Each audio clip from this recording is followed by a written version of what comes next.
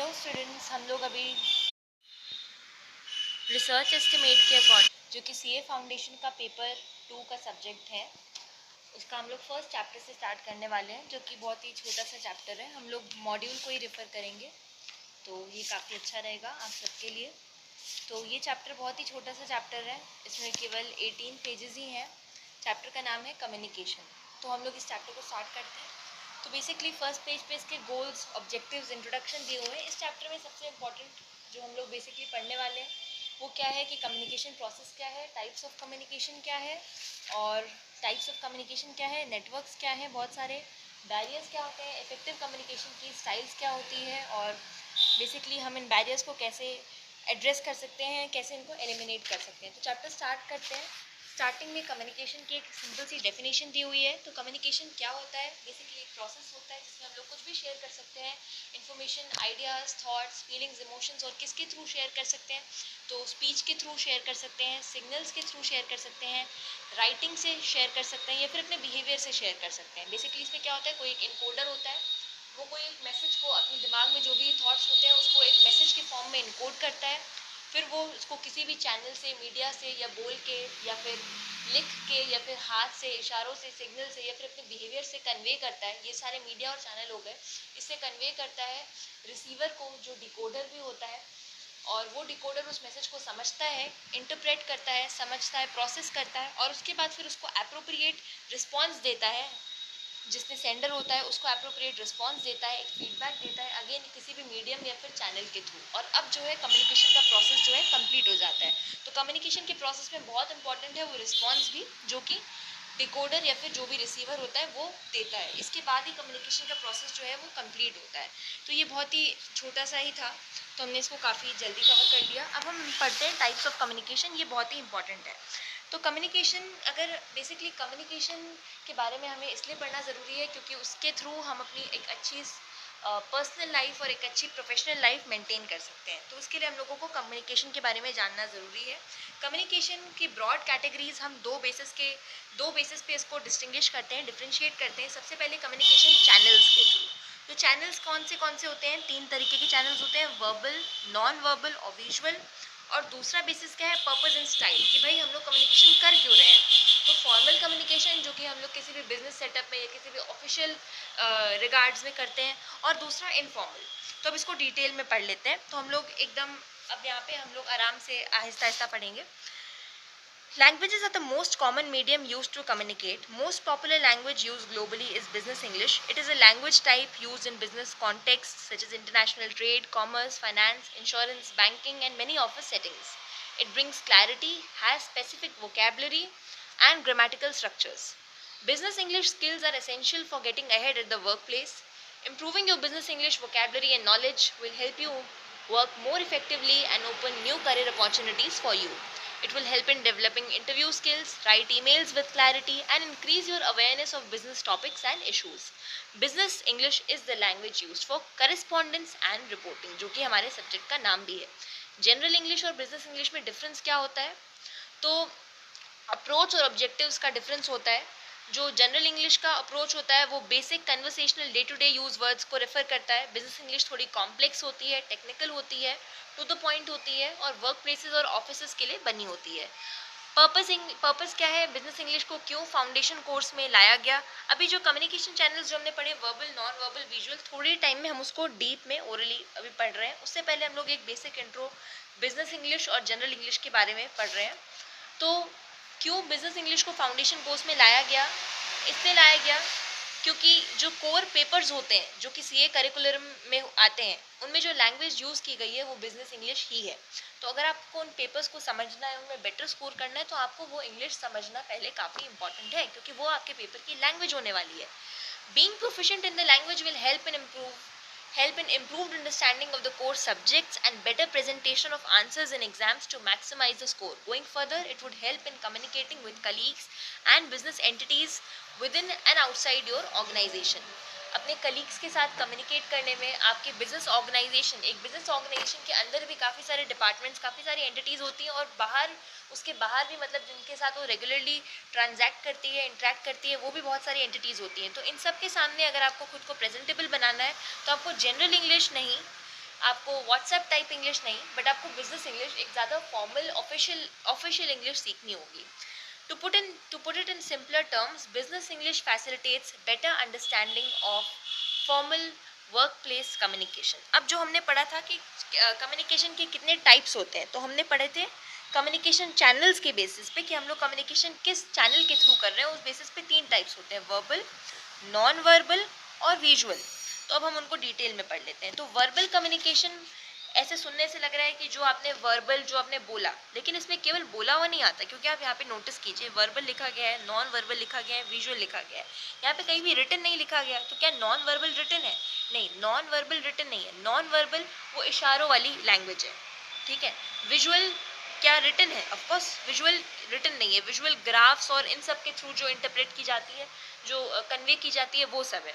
तो वर्बल जो यहाँ पे बोला गया है उसमें ही आपकी रिटन भी आ जाती है, उसमें ही ओरल भी आ जाती है. तो रिटन जो है वो वर्बल के अंदर आती है, ये याद रखना काफ़ी इंपॉर्टेंट है, ठीक है. अब वर्बल को हम इन डेप्थ पढ़ लेते हैं. ये एक बेसिक सा डाउट था जो मैंने पहले ही क्लियर कर दिया है कि रिटन भी वर्बल के ही अंडर आती है, ठीक है. वर्बल कम्युनिकेशन में क्या दिया हुआ है, हम इसको रीड कर लेते हैं. Verbal communication, it involves the use of words and languages in delivering the intended message. Through verbal, though verbal primarily refers to communication through the spoken medium, while categorizing types of verbal communication, the written and oral forms of communication are both included. तो वही बात यहाँ पे बोली गई है कि verbal communication के अंदर 2 टाइप्स आते हैं. ओरल, जो कि वर्बल जैसा, वर्बल के नाम से ही जो आप समझ जा रहे हो, और रिटन भी इसी में आता है, ठीक है. तो सबसे पहले हम ओरल कम्युनिकेशन पढ़ लेते हैं, जो कि वर्बल के सब टाइप है. Oral communication refers to communication through the spoken word, either face to face, मतलब जो आप बोल के कर रहे हो. तो ज़रूरी नहीं है कि आप आमने सामने ही बोल के कर रहे हो. आप टेलीफोन पे भी अगर आप बातें कर रहे हो तो वो भी वर्बल के अंडर ओरल कम्युनिकेशन में आता है. कॉन्फ्रेंसेस में जो बातें हो रही है, वॉइस चैट के थ्रू, वीडियो कॉन्फ्रेंसिंग के थ्रू, या किसी भी मीडियम में अगर आप आमने सामने बोल के बातें कर रहे हो तो वो वर्बल कम्युनिकेशन में ही आता है. Formal medium like lectures, conferences, seminar meetings, and informal conversations, friendly gossips, etc. are part of oral communication. Effectiveness of oral communication depends on clear speech and the tone used by the speaker. For example, अभी मैं जो आपके लिए class record कर रही हूँ, वो भी किस पे डिपेंड करता है. अगर मैं क्लियरली बोल रही हूँ, अगर आसपास की सराउंडिंग की आवाज़ नहीं आ रही ज़्यादा, तो वो जो है इसकी मेरी इफ़ेक्टिवनेस को, आपके पास जो आपको कितना अच्छे से समझ में आ रहा है मेरा बोला हुआ, उसको ये इफ़ेक्ट करेगा कि मेरी आवाज़ में क्लैरिटी कितनी है, मेरा ग्रामर कितना अच्छा है, ये सब. Effectiveness of oral communication depends on clear speech and the tone use by the speaker. और ये भी कि मैं किस तरीके का टोन यूज़ कर रही हूँ. अगर मैं बहुत तेज़ बोलने लग जाऊँ तो आपको नहीं समझ में आएगा. अगर मैं बहुत धीरे बोलूँगी तब भी आपका थॉट प्रोसेस ब्रेक होने लगेगा. तो ऐसा बिल्कुल भी नहीं होना चाहिए. वॉल्यूम बहुत हाई, बहुत लो, अगर बहुत आवाज़ धीरे आ रही होगी तब भी आप नहीं सुन पाएंगे. अगर बहुत तेज़ आएगी तब भी आपको बहुत हार्श लगेगा, कैकोफोनस लगेगा. Too fast or too slow can also impair communication between people.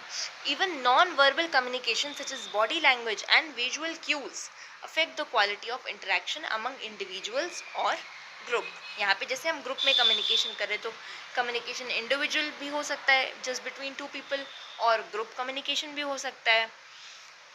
Verbal communication is the अच्छा, अब हम रिटन को डिस्कस कर लेते हैं. Written communication includes letters and documents, emails, reports, handbooks, brochures, various chat platforms, SMSs, and any form of written communication between people.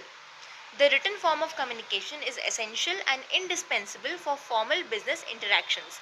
Contracts जैसे कि sign होते हैं, मेमोज होते हैं, press releases, formal business proposals, etc. and legal instructions and documentations. तो हमने अभी यही पढ़ा कि जो रिटन फॉर्म ऑफ कम्युनिकेशन है वो एसेंशियल होता है और इंडिस्पेंसिबल होता है फॉर्मल बिजनेस इंटरेक्शंस के लिए. और बिजनेस इंटरेक्शंस में बहुत सारे होते हैं. हमने अभी पढ़ा कि कॉन्ट्रैक्ट्स, मेमोज. मेमो क्या होता है? Memo is short for memorandum, जो कि बेसिकली एक नोटिस होती है जो कि बिजनेस सेटिंग्स, ऑफिस सेटिंग्स में यूज़ होती है, जो बहुत सारे कामों के लिए, कोई पॉलिसी अपडेट्स के लिए, किसी एम्प्लॉय ने अच्छा परफॉर्म किया है तो उसको रिकग्निशन के लिए, उसके रिवॉर्डिंग के लिए, मीटिंग इवेंट रिमाइंडर्स के लिए, शेड्यूल चेंजेस को कम्युनिकेट करने के लिए. तो this is what memo is, which is short for a memorandum, which is basically a kind of notice. तो ये सारे रिटन कम्युनिकेशन के पार्ट हो गए. रिटन कम्युनिकेशन की इफेक्टिवनेस किस पे डिपेंड करती है, जैसे ओरल कम्युनिकेशन की इफेक्टिवनेस किस पे डिपेंड करती है, तो हमने पढ़ा कि भाई क्लैरिटी पे डिपेंड करती है, टोन पे डिपेंड करती है, ग्रामर पे डिपेंड कर सकती है। तो इसकी इफेक्टिवनेस जो कि रिटन कम्युनिकेशन, जो कि क्या है, वर्बल कम्युनिकेशन के दो पार्ट्स होते हैं। वर्बल कम्युनिकेशन आप ऐसे याद रख लो कि verbal is like verb, verb are words. तो वर्ड्स से जो भी कम्युनिकेशन होती है, तो बोल के भी हो सकती है ना वर्ड से कम्युनिकेशन, और वर्ड्स को लिख के भी कर सकते हो। तो वर्ब इज अ वर्ड, और वर्ड से जितनी भी कम्युनिकेशन होती है वो वर्बल कम्युनिकेशन होती है, जो भी लैंग्वेजेस वाली कम्युनिकेशन होती है। और लैंग्वेजेस आप बोल के भी कन्वे कर सकते हो, लिख के भी कन्वे कर सकते हो, तो वो सारी वर्बल कम्युनिकेशन हो जाती है, ठीक है। तो वर्बल कम्युनिकेशन में रिटन कम्युनिकेशन की इफेक्टिवनेस डिपेंड करती है अगेन राइटिंग स्टाइल पर, कि मेरी क्या राइटिंग स्टाइल है, मैं बहुत कॉम्प्लेक्स वर्ड्स यूज़ करती हूँ या normal words, daily use type words use करती हूँ, ग्रामर कितनी अच्छी है, वोकैबलरी वर्ड्स, क्या मैं एग्जैक्ट जैसा वर्ड चाहिए जिस टाइम पे वो वर्ड मेरे दिमाग में आ रहा है या नहीं आ रहा है, क्लैरिटी। और डिटेल्स हम आगे पढ़ेंगे इसके बारे में कि रिटन कम्युनिकेशन की इफेक्टिवनेस कैसे इम्प्रूव की जा सकती है। अभी हम आगे बढ़ते हैं। वर्बल कम्युनिकेशन जो होती है वो सबसे इजी होती है, सबसे फास्ट होती है, इनफैक्ट सबसे सक्सेसफुल कम्युनिकेशन होती है, क्योंकि ये इजी भी है, फास्ट भी है। लेकिन फिर भी अकॉर्डिंग टू रिसर्च, ये जितनी भी ह्यूमन कम्युनिकेशन होती है उसका केवल और केवल 7% ही कंप्राइज करती है। ये वाला पोर्शन आप याद कर सकते हो कि वर्बल कम्युनिकेशन जो है कंप्राइजेस 7% ऑफ ऑल, ये आप अपने नोट्स में भी लिख सकते हो if you are making notes, 7% of all human communication. Okay, अब हम आगे मूव फॉरवर्ड करते हैं। Communication based on communication channels, type of communication are 3. Verbal we have discussed, under which oral and written comes. The second one is non verbal which is, अच्छा अभी सबसे पहले हम ओरल कम्युनिकेशन के next page पे मैंने देखा नहीं, बट हाँ अभी हमने एक चीज़ हम मिस कर रहे हैं, ओरल कम्युनिकेशन के बारे में हमको और भी पढ़ना है before moving forward to non verbal communication. Non verbal communication is इशारों वाली बातें, उससे पहले और भी चीज़ें हैं. ओरल कम्युनिकेशन के एसेंशियल्स क्या होते हैं, जैसे रिटन कम्युनिकेशन के essential writing style, grammar, vocabulary और क्लैरिटी हो गई, वैसे ही ओरल कम्युनिकेशन के एसेंशियल्स होते हैं प्रोनाउंसिएशन, कि मेरा प्रोनाउंसिएशन कैसा है. अब मैं पिकैडली को पिक्काडिल्ली या फिर कुछ भी ऐसे बोलूँ तो आप समझ नहीं पाओगे, या फिर मैं अपार्थीड को कुछ अपर थाइड बोलूँ तो आप समझ नहीं पाओगे. तो pronunciation is also essential. Listening and conversation, oral communication में अगर आप सुन रहे होगे तभी आप समझ पाओगे, अगर आप मेरी बातों को सुन ही नहीं रहे होगे तो आप समझ भी नहीं पाओगे. स्पोकन ग्रामर, अगर मैं ग्रामर बहुत फूटी फूटी बोल रही हूँ तभी भी आप नहीं समझ पाओगे. अगर मैं वोकैबलरी मेरी गलत है, मैं गुड को बैड, बैड को गुड, या फिर ऑफकोर्स ऐसी गलती नहीं, बट अगर और मैं गलतियाँ कर रही हूँ तभी भी आप समझ नहीं पाओगे. वैसे ही प्रेजेंटेशंस, मेरे एक्सप्रेशंस डिपेंड कर सकते हैं in a face to face conversation और a video interview. Language, noticing language.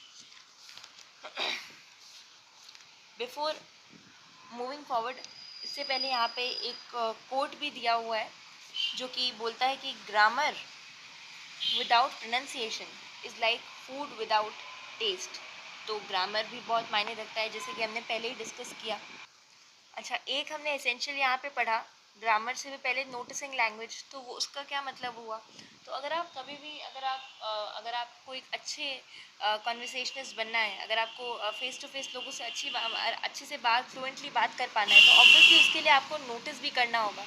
जो इंसान हमेशा सोशल सेटिंग्स में रहता है, लोग कैसे बोल रहे हैं उसको नोटिस करता है, वो खुद भी ऑब्वियसली अच्छे से बोल पाता है, ज़्यादा सोफिस्टिकेटेड तरीके से बोल पाता है. तो लैंग्वेज को नोटिस करना भी इंपॉर्टेंट है.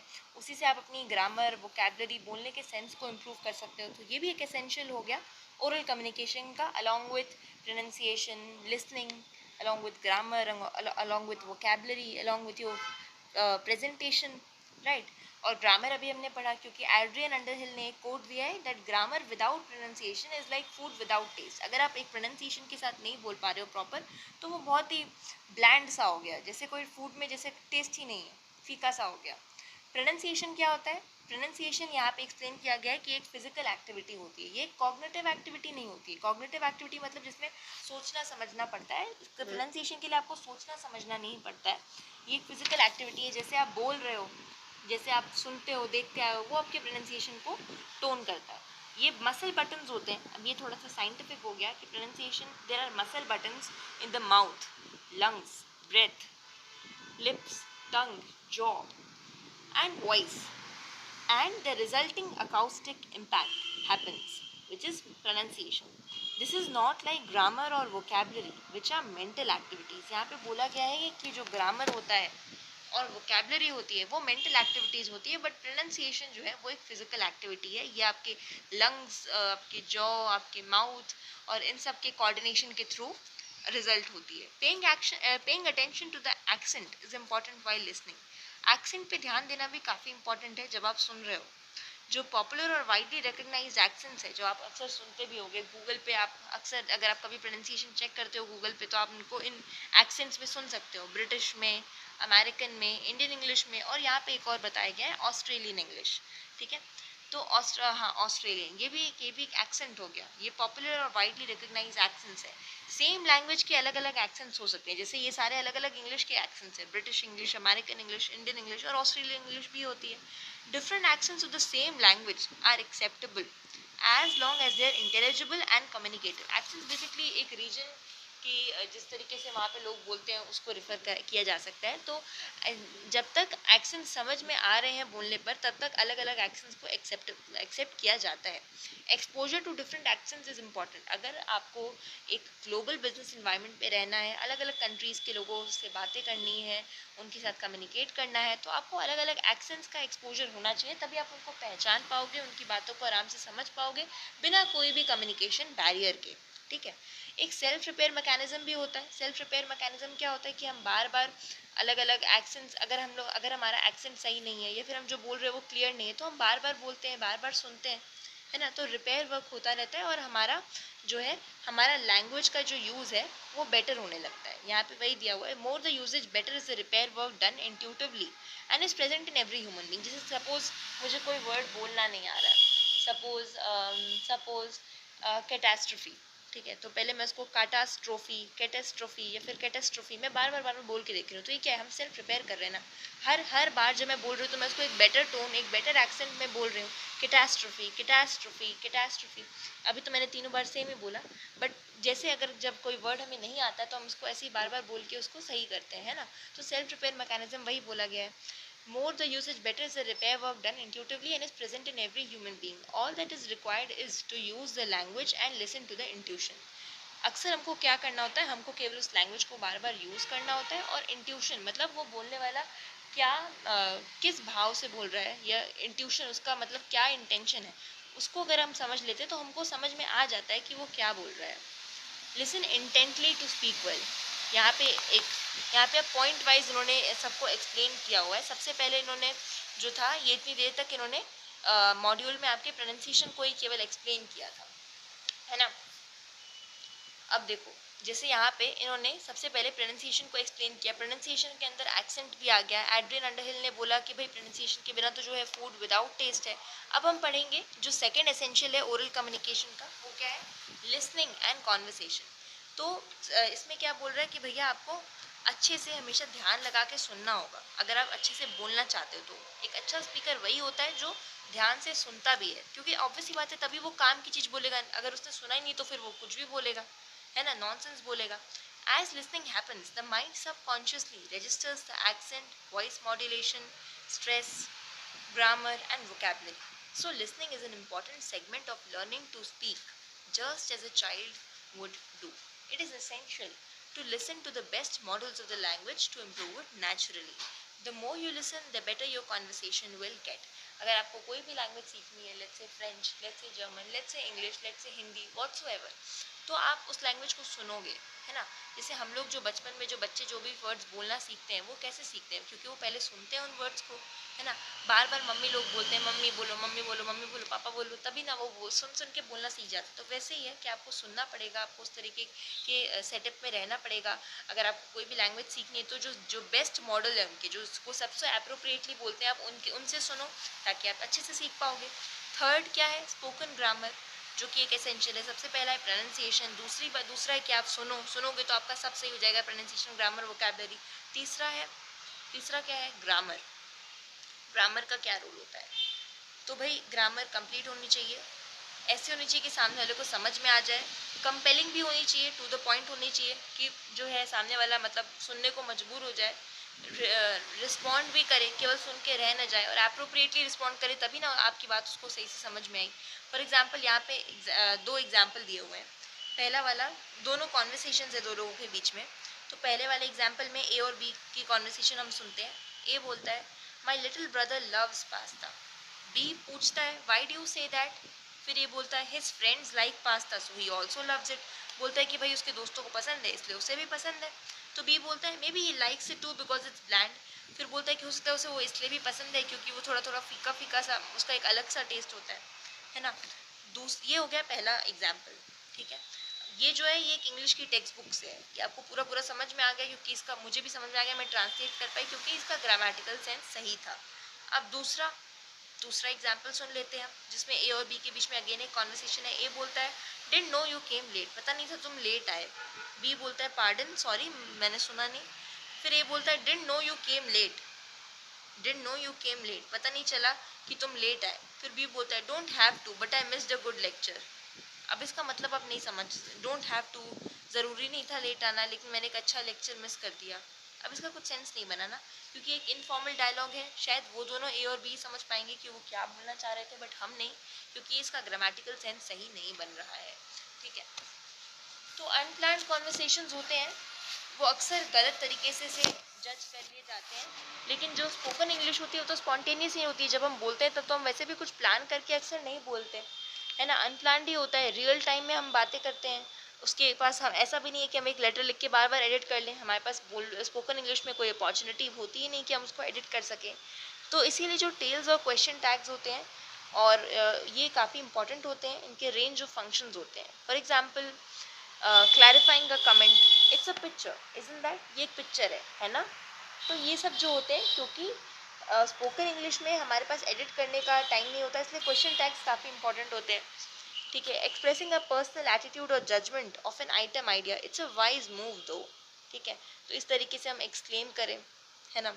फिर fillers in back channels, fillers in back channels जैसे कि एट्सेट्रा, आउच, ओ या, यप, ठीक है। इनकी कोई स्पेसिफिक मीनिंग होती नहीं है। इनको क्या बोलते हैं, जैसे हम आउच, ओ या, इनको हम बोलते हैं फिलर्स एंड बैक चैनल्स, ठीक है। इनको हम बोलते हैं फिलर्स एंड बैक चैनल्स। इनकी कोई स्पेसिफिक मीनिंग नहीं होती है, लेकिन ये टाइम फिल करते हैं। अक्सर हम इनको अलग अलग टोन्स में बोलते हैं, और इस टोन में जब हम बोल रहे होते हैं तो हम अपने थॉट्स को कलेक्ट कर रहे होते हैं, कि हम sense, we are trying to make sense of what the person has said, and then we say okay, oh yeah, हम बस इतना सा बोलते हैं, वी आर एक्चुअली थिंकिंग, है ना, फॉर द कॉन्वर्सेशन, ठीक है। फिर कुछ ग्रुप ऑफ वर्ड्स भी होते हैं, रेडीमेड फ्रेजेस, जो कि इंसान कभी भी कट कॉपी पेस्ट कर सकता है बोलते time, like sort of, kind of, stuff like that, a bit, little bit, I mean, you know, ठीक है। ये सारी चीज़ें, तो ये सब स्पोकन इंग्लिश में यूज़ की जाती हैं, ठीक है। डी, जो कि एक एसेंशियल है ओरल कम्युनिकेशन का, वो क्या है, नोटिसिंग लैंग्वेज। नोटिसिंग लैंग्वेज का क्या मतलब होता है, noticing language is important in order to emphasize the need for learners to analyze features of spoken grammar and produce these features in their own speech. Notice करना काफ़ी important है, तभी जो है आप उन फीचर्स को, जो भी फीचर्स हैं, जो भी ग्रामेटिकल स्ट्रक्चर्स हैं, उनको ताकि आप अपने लैंग्वेज में ला सको। For example look at this dialogue, can you help me lift this box please, oh sure, wait a minute, presenter and presentation tips and techniques, ठीक है। तो कुछ टिप्स एंड टेक्निक्स दिए गए हैं, वो क्या है, आप एंथुजियास्टिक रहो, काफ़ी एक्साइटेड साउंड करो, ऑनेस्ट रहो, अपना पैशन दिखाओ, अपनी ऑडियंस के साथ कनेक्ट करो, ऑडियंस की क्या ज़रूरतें हैं उस पर ध्यान दो, सिंपली बोलो, कोर मैसेज पे बोलो, बहुत ज़्यादा इधर उधर मत बोलो, है ना।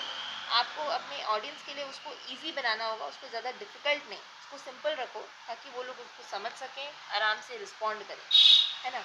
स्माइल करते रहो, आई कॉन्टैक्ट बनाओ अपने ऑडियंस के साथ, वो ज़्यादा अच्छे से कनेक्ट कर पाएंगे उसके बाद, ठीक है। स्ट्रांगली स्टार्ट करो, ताकि उनका ध्यान आप अपनी तरफ ला सको। एक कोई स्टोरी बना के स्टार्ट कर लो। फिर अगर आप कोई स्लाइड शो या फिर पीपीटी प्रेजेंट कर रहे हो, तो आप 10 से ज़्यादा स्लाइड्स मत रखो, बहुत ज़्यादा बोरिंग हो जाएगा नहीं तो। और 20 से ज़्यादा मिनट्स मत लो उनका। फ़ोन साइज़ जो है बहुत छोटा मत रखो, 30 पॉइंट्स से छोटा बिल्कुल भी मत रखो, है ना, क्योंकि नहीं तो फिर जैसे बहुत ज़्यादा पढ़ने जैसा लगने लगेगा, है ना। उसको एक इंटरेक्टिव बनाओ, है ना।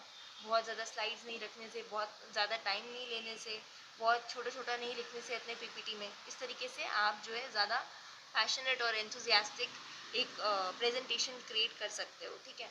अच्छा, ये हो गया, हमने क्या पढ़ लिया, वर्बल कम्युनिकेशन पढ़ लिया। वर्बल कम्युनिकेशन में हमने ओरल कम्युनिकेशन के बारे में काफ़ी सारी चीज़ें पढ़ी।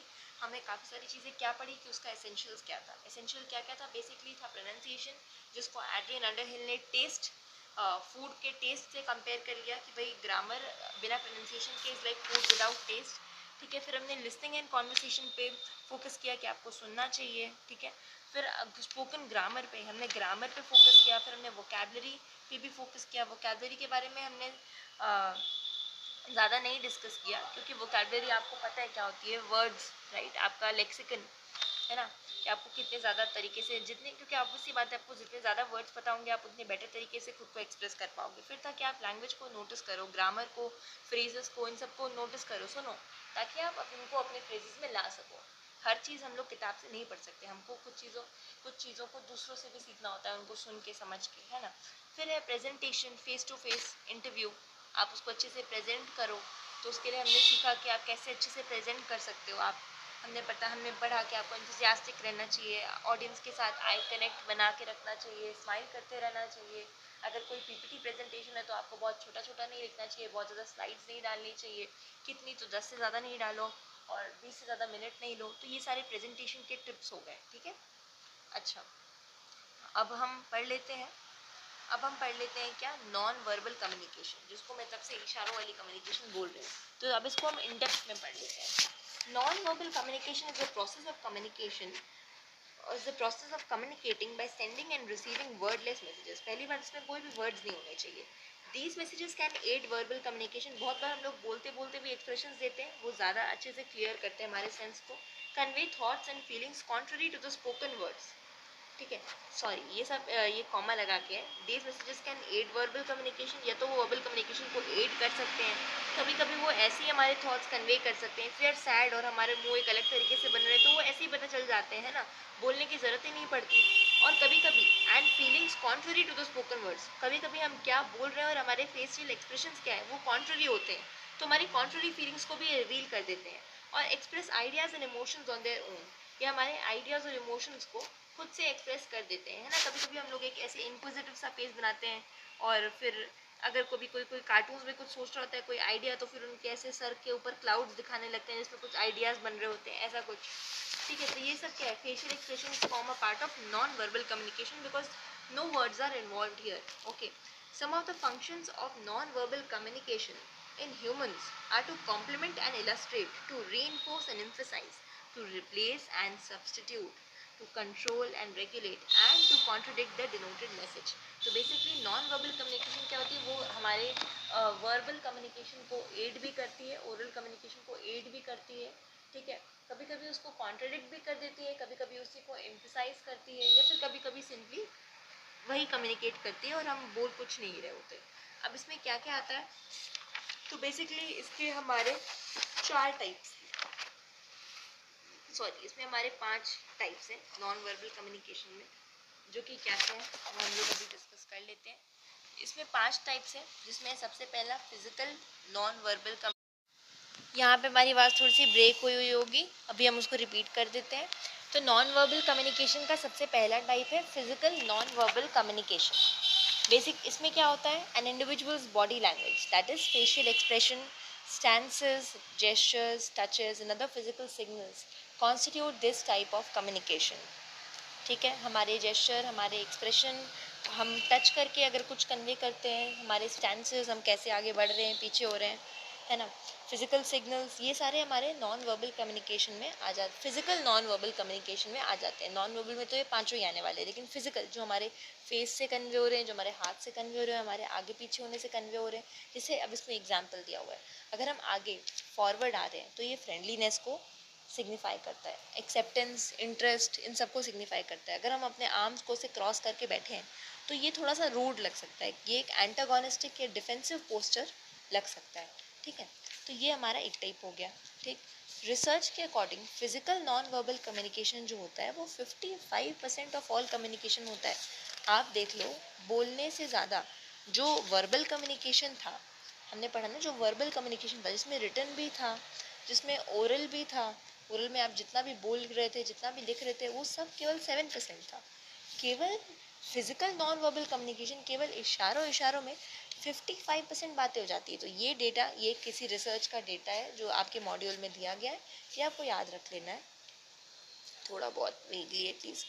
55% ऑफ ऑल कम्युनिकेशन जो है वो फिजिकल नॉन वर्बल कम्युनिकेशन ही होता है। Smiles, frowns, pursing of lips, clenching of wrists etcetera transmit emotions which are not expressed through verbal communication. सही बात है।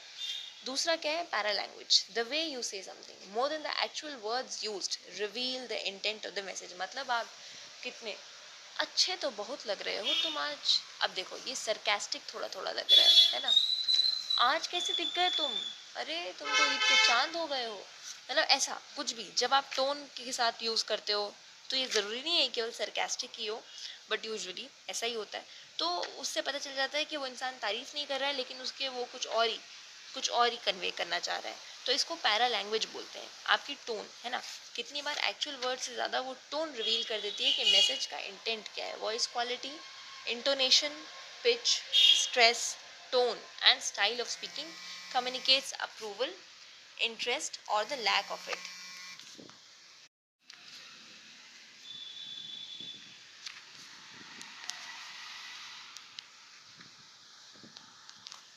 Voice quality,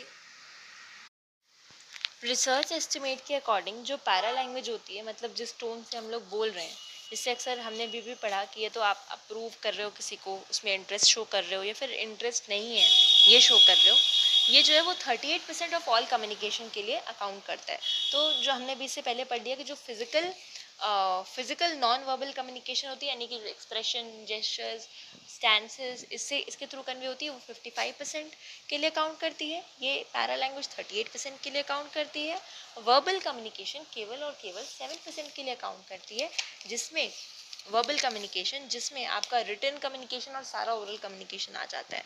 अब पैरा लैंग्वेज के बाद जो एक type of non verbal communication है वो है एस्थेटिक कम्युनिकेशन। एस्थेटिक कम्युनिकेशन क्या आता है? सारे के सारे आर्ट फॉर्म्स, डांसिंग जिसके थ्रू भी आप अपने आइडियाज़ कन्वे कर सकते हो, पेंट करके भी आप अपने मन के ख्याल को एक्सप्रेस कर सकते हो ऑन पेपर, स्कल्पचर के थ्रू भी कर सकते हो, म्यूज़िक के थ्रू भी कर सकते हो, ये भी मीन्स ऑफ कम्युनिकेशन ही होती हैं।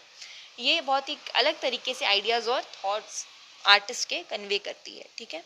Appearance is usually the first thing, ये भी एक टाइप, अपीयरेंस भी एक टाइप ऑफ कम्युनिकेशन है, नॉन वर्बल कम्युनिकेशन है। अक्सर आप किसी भी इंसान के बारे में सबसे पहले जो है उसको देखते ही एटलीस्ट उसका अपीयरेंस ही नोटिस करते हो। एक वेल ड्रेस्ड इंसान, ग्रूम्ड इंसान जो है उसको एक अच्छा ऑर्गेनाइज्ड मेथोडिकल इंसान माना जाएगा।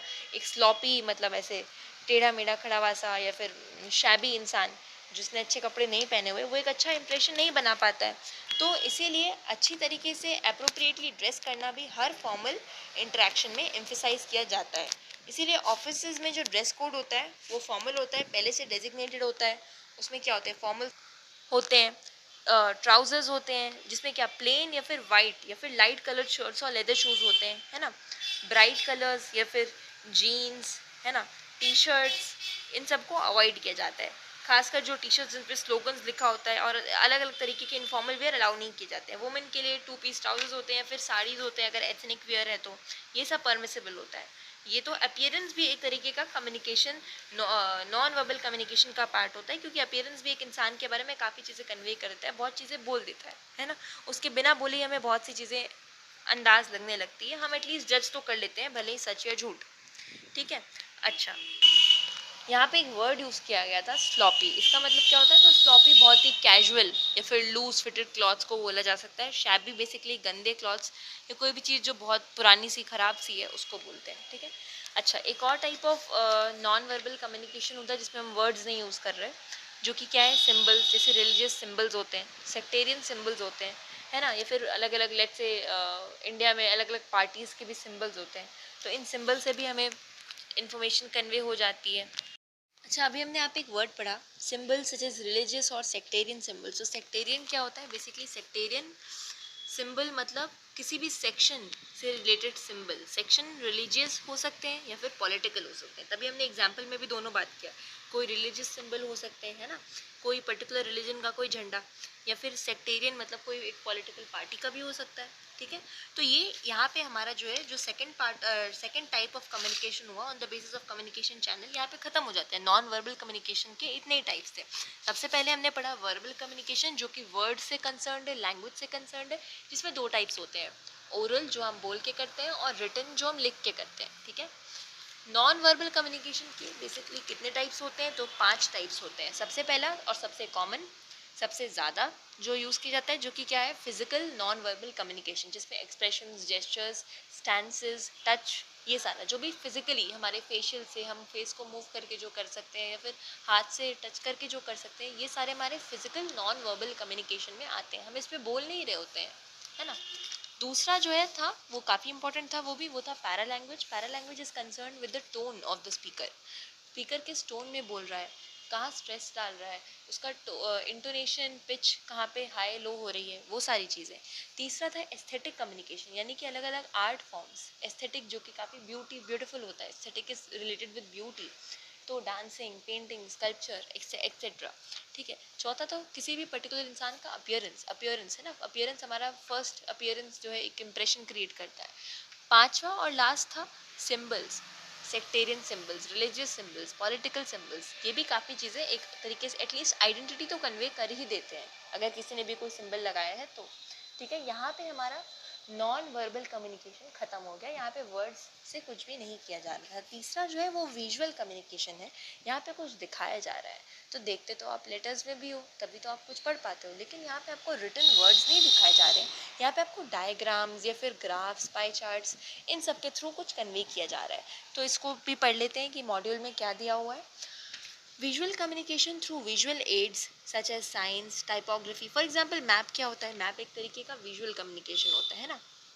साइंस, टाइपोग्राफी क्या होता है, लिखने के तरीके होते हैं basically. Drawing, graphic design, illustration, colour and other electronic resources usually reinforces written communication. अक्सर बुक के साइड बाय साइड आपको बहुत सारे ग्राफ्स दिए रहते हैं, वो रिटन कम्युनिकेशन को ही रीइंफोर्स करते हैं, क्योंकि ये भी किसी तरीके से प्रिंटेड फॉर्म या फिर इलेक्ट्रॉनिक फॉर्म पे होगा। Sometimes it may replace written communication all together.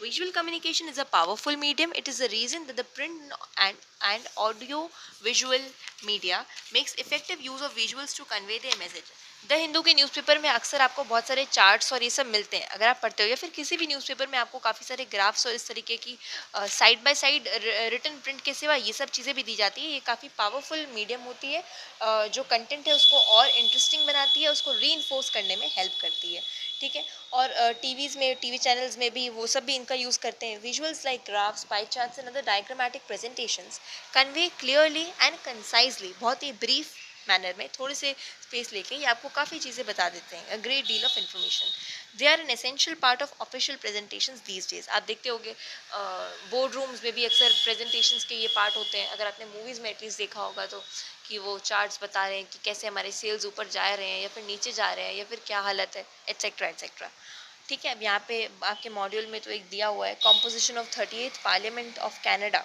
As of May 19, 2005।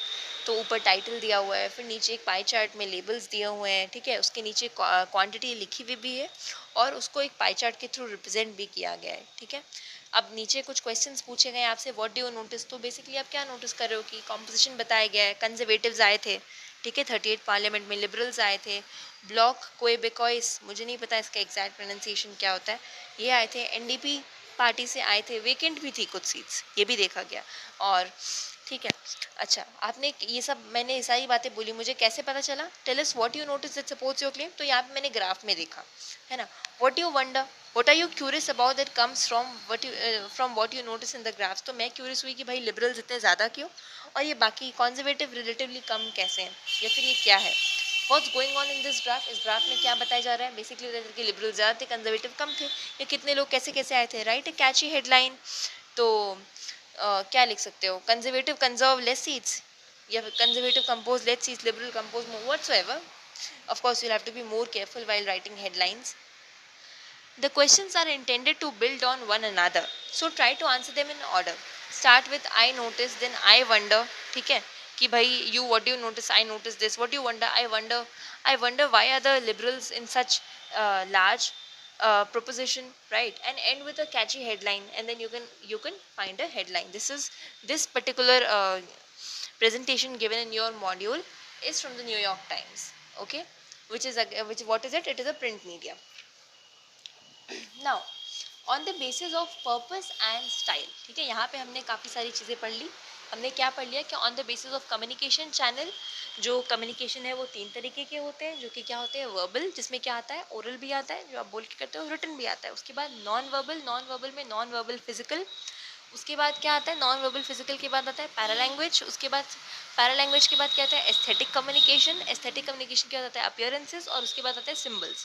फिर आता है विजुअल. विजुअल में बेसिकली ग्राफ्स, प्रेजेंटेशंस. इसके थ्रू आप उसको याद रख लो कि विजुअल कम्युनिकेशन क्या होता है, ठीक है. अब on the basis of purpose and style कि भाई कम्युनिकेशन का पर्पस क्या है, क्या ये बिजनेस पर्पस है, क्या ये ऑफिशियल पर्पस है, क्या ये, और इसकी स्टाइल क्या है, क्या मैं बहुत टू द पॉइंट रह रही हूँ या फिर मैं आराम से दोस्तों से उधर की गप्पे टेक रही हूँ, सब कुछ, ठीक है. तो इसके बेसिस पे कम्युनिकेशन 2 तरीके का होता है, बस 2. Formal, informal. सिंपल, ये तो फॉर्मल जो मैं ऑफिस में बात करती हूँ अपने बॉस से, अपने कलीग से, या फिर इनफॉर्मल जो मैं बाहर जाके चाय पीते टाइम अपने फ्रेंड से बात करती हूँ, ऐसा, ठीक है. तो फॉर्मल और इनफॉर्मल कम्युनिकेशन वैसे तो बहुत सिंपल है, लेकिन फिर भी हम पढ़ लेते हैं कि मॉड्यूल में हमको क्या क्या जानना है इस पर. Effective communication and free flow of communication within a company is crucial for its success. ठीक है. Thus well structured formal communication channels need to be established in every organization. इसीलिए बहुत ही structured formal communication channels भी बनाए जाने चाहिए कि कौन किसको बात करेगा, कौन किसको हर समय जो भी required चीज़ें होगी बताएगा. हर कोई किसी से भी बताने लगे तो accountability नहीं होगी ना. मैंने अगर कोई बहुत इंपॉर्टेंट बात थी वो मैंने पियोन को बता दी, तो उससे क्या फ़र्क पड़ेगा? मुझे तो अपने सीनियर्स को बतानी चाहिए थी. तो एक प्रॉपर चैनल होना चाहिए ना कि अगर कुछ भी रहे तो मैं किसको रिपोर्ट करूँ. तो इस तरीके के चैनल्स काफ़ी ज़रूरी हैं ताकि ऑर्गेनाइजेशन में कम्युनिकेशन प्रोसेस बहुत ही इफेक्टिवली चलता रहे, क्योंकि कम्युनिकेशन काफ़ी इंपॉर्टेंट होता है ना. अच्छा, informal channels of communication are equally important for the health of the company. ये भी काफ़ी इंपॉर्टेंट है. Most verbal communications between friends, families and communities are informal and casual in nature. जितने भी verbal communications होते हैं friends में, families में, communities में, वो अक्सर कैसे होते हैं? Informal होते हैं, casual होते हैं. अब on the basis of purpose and style communication में ये हमने एक basically intro पढ़ लिया. Formal communication अब पढ़ लेते हैं. Formal communication both oral, बोल के भी होता है, written भी होता है. ये कुछ rules follow करता है, कुछ प्रिंसिपल्स फॉलो करता है, कुछ कन्वेंशंस फॉलो करता है जो तब से चले आ रहे हैं. Hierarchy in the organization has to be followed. Obviously मैं सीधे जाके सीईओ से नहीं बात करूंगी. अगर मैं एक नॉर्मल लेवल की एम्प्लॉई हूँ तो मैं अपने सुपरवाइजर से बात करूंगी, अपने सीनियर से बात करूंगी, फिर वो मैटर्स को आगे कन्वे करेगा. तो एक हायरार्की को फॉलो करना पड़ता है फॉर्मल कम्युनिकेशन में. ये एक इंपॉर्टेंट रूल है. फॉर्मल फॉर्मेट, अगर मैं एक लेटर लिख रही हूँ तो उसमें एक फॉर्मेट से लिखना होगा. मैं कहीं भी पहली लाइन में ही मुझे क्या बोलना है वो मैं नहीं लिख सकती. मैं किसको लेटर लिख रही हूँ मुझे ये लिखना पड़ेगा, मुझे डेट लिखनी पड़ेगी, मुझे सब्जेक्ट लिखना पड़ेगा. उसके बाद ही मैं अपने कंटेंट को ला सकती हूँ. एक फॉर्मेट होना चाहिए, एक स्टाइल होना चाहिए, राइट. एक लैंग्वेज, एक प्रॉपर लैंग्वेज होनी चाहिए. अब है ना, द कम्युनिकेशन पैटर्न, जो कम्युनिकेशन पैटर्न होता है वो वर्टिकल हो सकता है, हॉरिजॉन्टल हो सकता है, या फिर डायगनल हो सकता है. वर्टिकल क्या होता है? इन्फॉर्मेशन कैन फ्लो अपवर्ड्स और downwards in the organization. Data that is collected, ठीक है, जो भी डेटा होता है flows up to the top levels of management for review and decision making. For example ये अपवर्ड्स जा रहा है. जो भी डेटा कलेक्ट करते हैं वो लोअर लेवल सबऑर्डिनेट्स कलेक्ट करते हैं, और वो top level management managerial positions के पास पर जो भी ऑफिशियल्स अपॉइंटेड होते हैं उनके पास जाते हैं, ताकि वो उसको देख सकें, उसको एनालाइज कर सकें, उस पर उसके अकॉर्डिंग डिसीजंस ले सकें. जो इंस्ट्रक्शंस और ऑर्डर्स होते हैं वो डाउनवर्ड्स फ्लो करते हैं, क्योंकि सुपीरियर्स उनको लोअर लेवल एम्प्लॉयज़ को देते हैं. जहाँ तक जो डेटा है वो lower level employees higher level employees को देते हैं, ठीक है. आप तो यही हमने पढ़ा कि जो ऑर्डर्स हैं वो सीनियर्स जो है वो सबॉर्डिनेट्स को देते हैं इम्प्लीमेंट करने के लिए, ठीक है. तो ये वर्टिकल कम्युनिकेशन हो गया, जो कि 2 अलग अलग पोजीशन लेवल्स के थ्रू एक फ्लो में, एक चेन में जा रहा है. Horizontal communication 2 employees of the organization जो कि सेम लेवल पे हैं वो लोग करते हैं. कोई भी 2 एम्प्लॉयज़ एक ऑर्गेनाइजेशन में जो कि सेम लेवल पर है, ठीक है. For example, the managers of a project in the company में hold a regular daily, weekly और monthly meeting to discuss the progress of a project. एक प्रोजेक्ट में बहुत सारे मैनेजर्स हैं, वो आपस में बात कर रहे हैं, वो सेम लेवल के हैं कि कितना हुआ, आपके फील्ड में कितना हुआ, मेरे फील्ड में कितना हुआ. तो ये सारा हॉरिजॉन्टल फॉर्मल कम्युनिकेशन का पार्ट हो गया. डायगनल क्या है? Cross functional communication between employees at different levels of the organizational. Cross-functional communication between employees at different levels of the organizational hierarchy is described as diagonal communication. मतलब दो employees जो कि अलग अलग लेवल पर हैं और बस इतना ही नहीं, जो कि अलग अलग डिपार्टमेंट्स में हैं, इसको डायगनल कम्युनिकेशन बोलते हैं, राइट। क्रॉस फंक्शनल, क्योंकि जो कि अलग अलग फंक्शनल में भी डिपार्टमेंट्स में हो सकते हैं या फिर अलग अलग डिविजनल डिपार्टमेंट्स में भी हो सकते हैं और वो अलग अलग लेवल पर भी हैं, उसको डायगनल कम्युनिकेशन बोलते हैं। फॉर